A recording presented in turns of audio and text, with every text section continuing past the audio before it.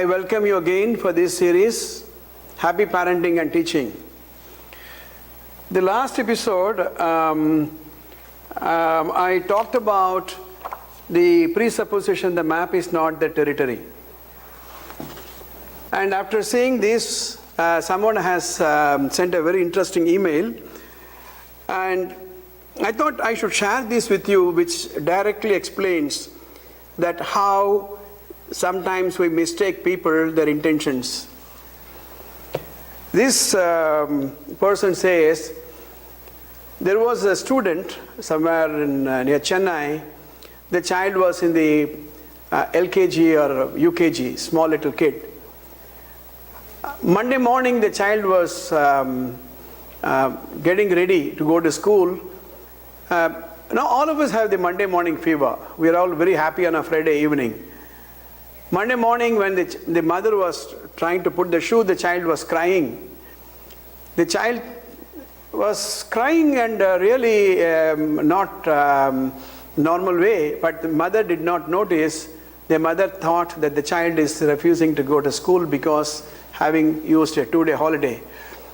So she put the shoes, and the child was sent to the school. Unfortunately, there was a scorpion inside the shoes, and the unfortunate thing is the child died. The understanding of the mother why the child is crying is different on the real fact why the child was crying.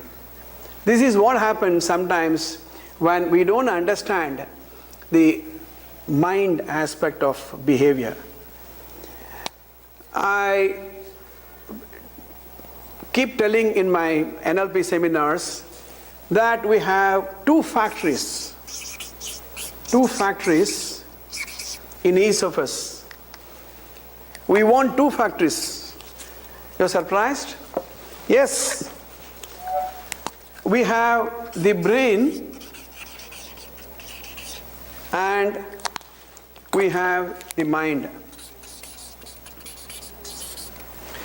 I say the brain is a chemical factory.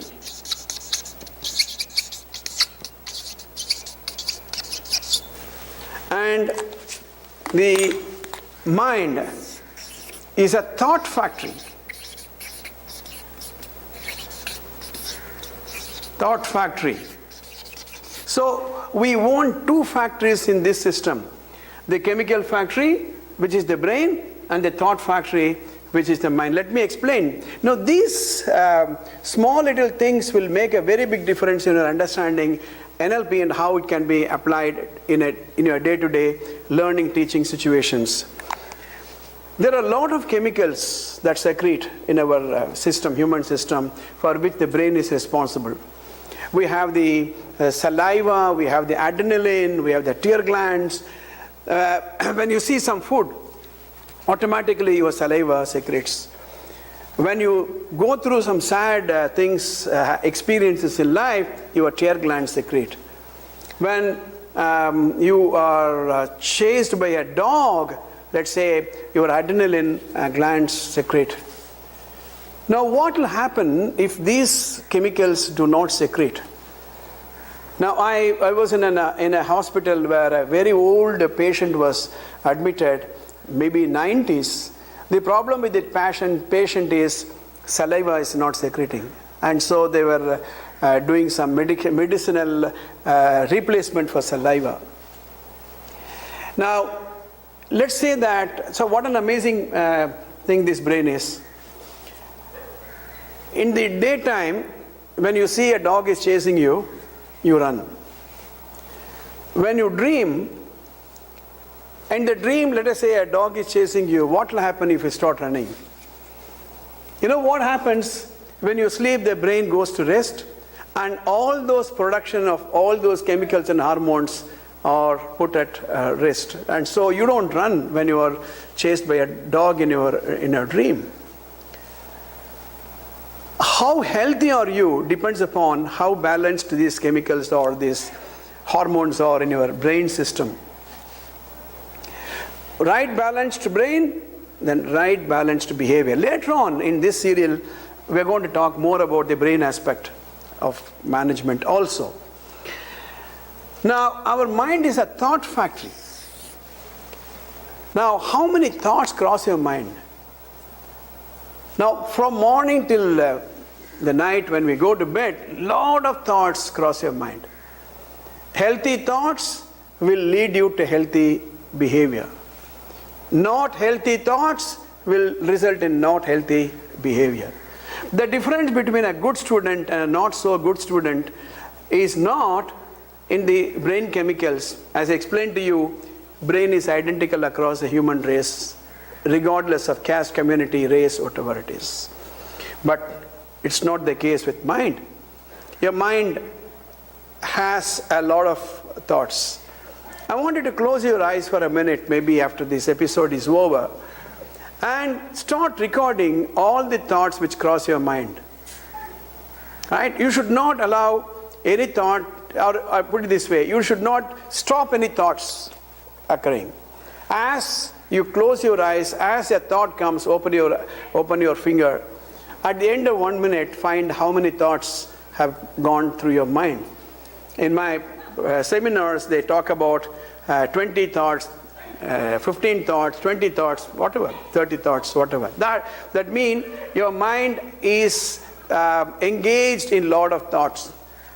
These children, when they come to school, they are filled with a lot of thoughts. Right from their toys, to the place they park their cycle, to the lollipop the child wants to buy, to the sugar candy the child is planning to buy in the evening, and the cereal the child is wanting to see in the evening.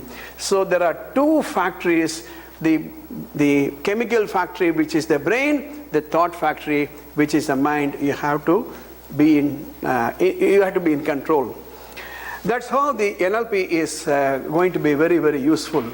So the thought factory of the mother thought that the child is acting out or maligning or really not wanting to go to school, so the child was crying. But the real situation was different. So let us understand the people. Now the second presupposition I'm going to talk about is an amazing presupposition. Presupposition number 2. Experience has a structure. Experience has a structure.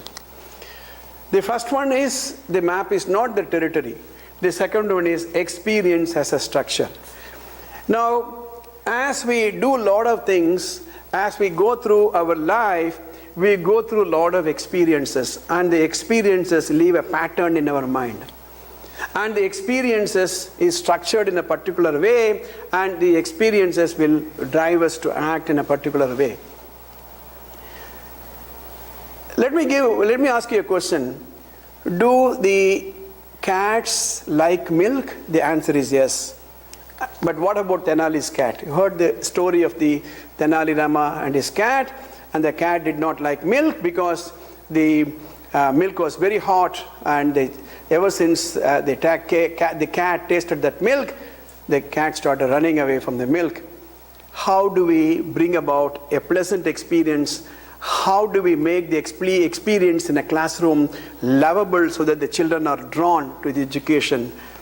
We're going to discuss more about how the experience as a structure presupposition is relevant to teaching and learning. Stay tuned. Meet you in the next episode.